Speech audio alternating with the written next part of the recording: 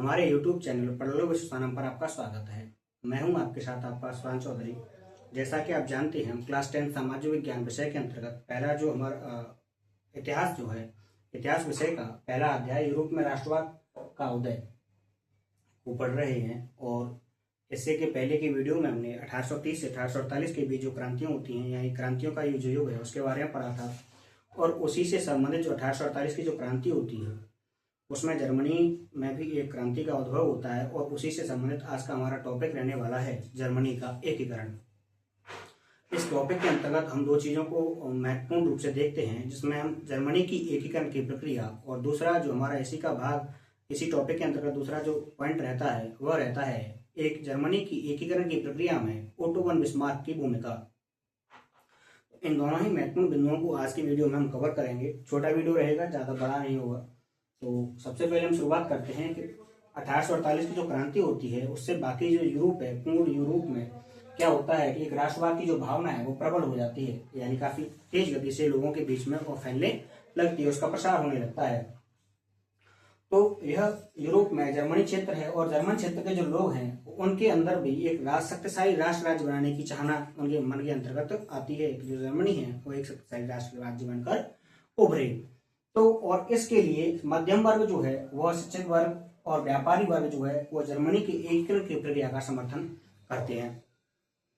यानी यूरोप में जो राष्ट्रवाद का उदय है वह काफी प्रबल हो जाता है 1848 के आसपास। और उसके बाद जो जर्मन क्षेत्र है, जर्मन क्षेत्र के जो लोग हैं वह चाहना रख रहे हैं कि जर्मनी जो है वो एक शक्तिशाली राष्ट्र राज्य के रूप में उभरे। और जर्मनी का जो एकीकरण होगा उसके लिए वहाँ का जो शिक्षित वर्ग है, मध्यम वर्ग है और जो व्यापारी वर्ग है उसका समर्थन करता है। इससे पहले भी जो क्रांति होती है 1848 की, उसमें प्रयास किया जाता है कि जर्मनी का एकीकरण कर लिया जाए, लेकिन उसमें वो विफल रहते हैं। तो जैसे कि हमने बताया 1848 के विभिन्न क्षेत्रों में क्रांतियां होती हैं और क्रांति जो होती हैं तो उसके फलस्वरूप वहाँ एक फ्रैंकफर्ट संसद का आयोजन किया जाता है। उसमें यानी जो जितने भी जर्मन क्षेत्र की राजनीतिक पार्टियां थी वह एक सर्वजन नेशनल असेंबली का आयोजन करते हैं। यानी उसमें 831 निर्वाचित सदस्य होते हैं और वह क्या करते हैं, यानी यह एक प्रयास करते हैं जर्मनी के एकीकरण का। और यहाँ पर यह जो फ्रैंकफर्ट संसद थी वह एक प्रयास करती है, संसद जो थी वह संविधान बनाती है और साथ ही साथ एक लोकतांत्रिक राष्ट्र राज्य बनाने की कोशिश करती है। लेकिन इस कोशिश में वह असफल रहते हैं, क्योंकि उस समय जो राजशाही और जो फौज है वह इस विद्रोह को, इस क्रांति को कुचल देती है। और इस समय जो आपका प्रसा एक जो क्षेत्र है, प्रसा का जो राजा था विलियम फोर्थ करके, उस राजा को यह कहा गया था कि जो जर्मनी जब का एकीकरण होगा तो हम आपको इसमें सम्राट घोषित कर देंगे। लेकिन वह खुद बाकी राजाओं की तरह जो फ्रैंकफर्ट संसद थी उसका विरोधी बन जाता है और वह इस चीज का विरोध करता है। इसी चीज के विरोध के कारण जो विद्रोह है उस विद्रोह को कुचल दिया जाता है।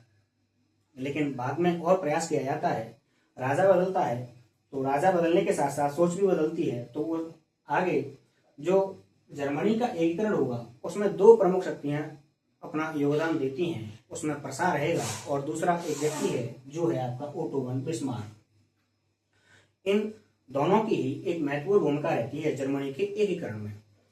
अब थोड़ा सा हम प्रसा के बारे में जान लेते हैं। उस समय जो प्रसा है जर्मनी के बाकी जो राज्य हैं उनसे सबसे शक्तिशाली राज्य है और साथ ही साथ इसकी जो सेना है संगठित है, अनुशासित है और आधुनिक है।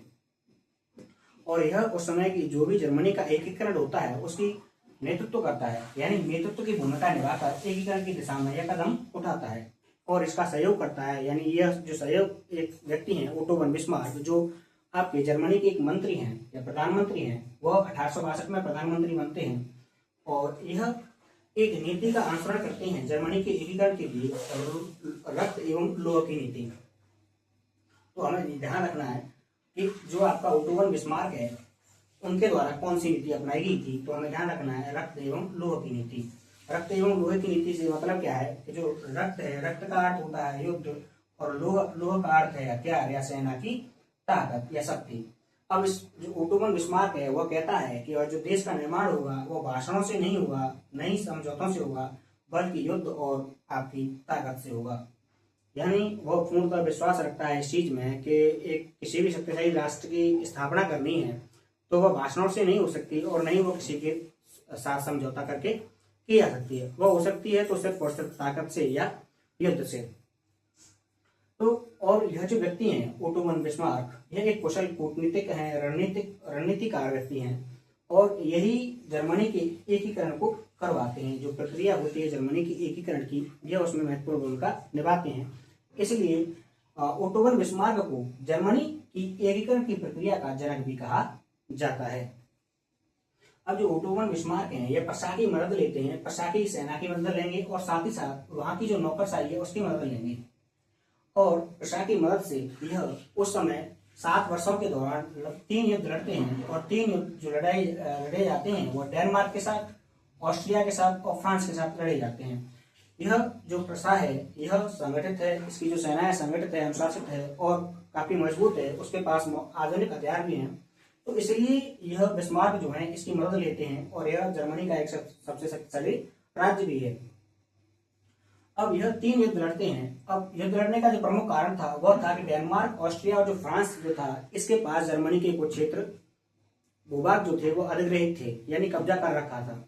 तो इन डेनमार्क से 1864 में जो कब्जे वाले क्षेत्र थे उनको मुक्त कराया जाता है, ऑस्ट्रिया से 1866 में और फ्रांस से 1870 से 1871 के बीच में जो फ्रांस द्वारा कब्जा हुए क्षेत्र थे उनको वहां से मुक्त करा लिया जाता है। तो यानी 7 वर्ष के दौरान प्रशा और ओटो वन बिस्मार्क जो है वो 3 युद्ध लड़ते हैं, डेनमार्क के साथ, ऑस्ट्रिया के साथ और फ्रांस के साथ, और वहां से जो जर्मन के क्षेत्र थे उनको मुक्त करा लिया जाता है। इन तीनों ही युद्ध में फ्रांस जो आपका फ्रांस के साथ हो, ऑस्ट्रिया के साथ हो, डेनमार्क के साथ हो, इन तीनों युद्धों में प्रशा की जीत होती है, यानी विजय जो होती है प्रशा की होती है। और इसी विजय के साथ, इसी जीत के साथ जर्मनी की जो एकीकरण की प्रक्रिया थी वह पूरी हो जाती है। जो अवरोध आ रहे थे वह अवरोध थे उन अवरोधों को दूर कर दिया जाता है, यानी समाप्त कर दिया जाता है और इसी के साथ जर्मनी की जो एकीकरण की प्रक्रिया है उसे पूर्ण कर लिया जाता है। जब जर्मनी की एकीकरण की राजनीतिक रूप से, भौगोलिक रूप से जब कर ली जाती है तो राजनीतिक रूप से एक सम्राट की घोषणा होनी होती है।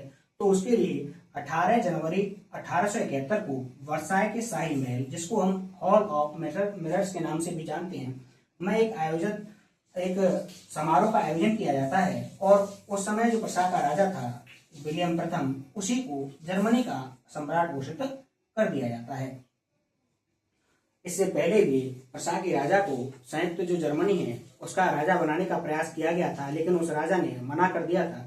लेकिन इस समय जो विलियम प्रथम है वो अस्वीकार करते हैं इस चीज को और जर्मनी का सम्राट घोषित कर दिए जाते हैं। जर्मनी जो है अब एक शक्तिशाली राष्ट्र राज्य के रूप में उभरता है, राष्ट्र राज्य बन जाता है। इसके साथ साथ जो जर्मन बिखरा हुआ था, अलग अलग क्षेत्रों में, अलग अलग टुकड़ों में बटा हुआ था, वह अब एकजुट हो जाता है, यानी उसका एकीकरण की जो प्रक्रिया है वह पूर्ण हो जाती है। इसके बाद इस जर्मनी में एक संविधान और एक केंद्र सरकार की स्थापना की जाती है। पूरे देश में एक संविधान होगा और पूरे देश को चलाने के लिए एक केंद्र सरकार की स्थापना की जाती है जो पूरे देश को गवर्न कर सके।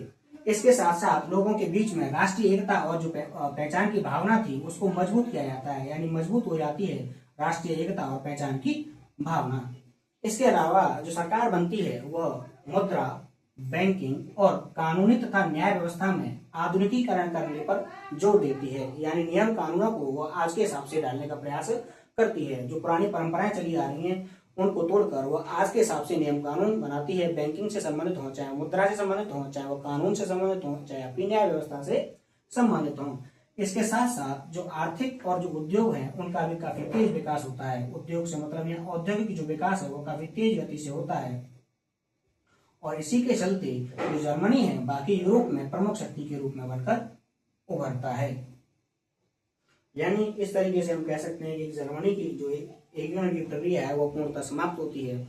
और जर्मनी की एकीकरण की जो प्रक्रिया है इसके 2 पहलू हैं। एक जर्मनी की एकीकरण की प्रक्रिया का वर्णन कीजिए और दूसरा जो इसी में से प्रश्न बन सकता है कि जर्मनी की एकीकरण की प्रक्रिया में ओटो वन बिस्मार्क की भूमिका का वर्णन कीजिए। ये 2 प्रश्न बनते हैं यहाँ से और एक बाकी वेरी शॉर्ट क्वेश्चन तो काफी बन सकते हैं, लेकिन जो 5 नंबर का प्रश्न बन सकता है उन पर हमें ध्यान रखना है। अगर हमने 5 नंबर का प्रश्न करने में अगर हमें कोई दिक्कत नहीं हो रही है तो 3 नंबर, 2 नंबर और 1 नंबर के प्रश्न को करने में कोई खास दिक्कत नहीं होगी। तो आज का जो हमारा टॉपिक था जर्मनी का एकीकरण, यह समाप्त हो चुका है। कल हम देखेंगे इटली का एकीकरण। अब इटली का जब एकीकरण करेंगे तो इसी टॉपिक में हम काबूल, गैरिबाल्डी और जुसेप्पे मैज़नी का भी जिक्र करेंगे। जैसे जो आपका ओटो वन बिस्मार्क है, जो जर्मनी के एकीकरण में महत्वपूर्ण भूमिका निभाता है, वैसे ही आपके जो इटली का एकीकरण होगा उसमें आपका काबूल, काउंट काबूल, जुसेप्पे मैज़नी और जुसेप्पे गैरिबाल्डी, यह तीनों व्यक्ति जो हैं यह अपनी अपनी महत्वपूर्ण भूमिका निभाते हैं। अगर आपको हमारी वीडियो पसंद आ रही हो तो लाइक करें, कमेंट करें और चैनल को सब्सक्राइब कर लें। साथ ही साथ हो सके तो आप उन लोगों के साथ साझा भी कर सकते हैं, शेयर भी कर सकते हैं जो आपके साथ पढ़ रहे हैं। और बाकी अगर आपको लगता है कि हमसे कोई गलती हो रही है तो हमारी गलती को सुधरवाने में आप हमारी मदद कर सकते हैं। और कोई भी अगर त्रुटि हमसे हो रही है तो उसे आप हमें कमेंट के माध्यम से बता सकते हैं, हम उसे सुधारने का प्रयास करेंगे। और जब हम गलती करते हैं और गलती को सुधारते हैं तो उसी से आगे बढ़ते हैं। हमेशा जीवन की यही सीख भी होती है कि गलती हो तो उसको सुधारिए और आगे बढ़िए। तो आज के लिए बस इतना ही। धन्यवाद।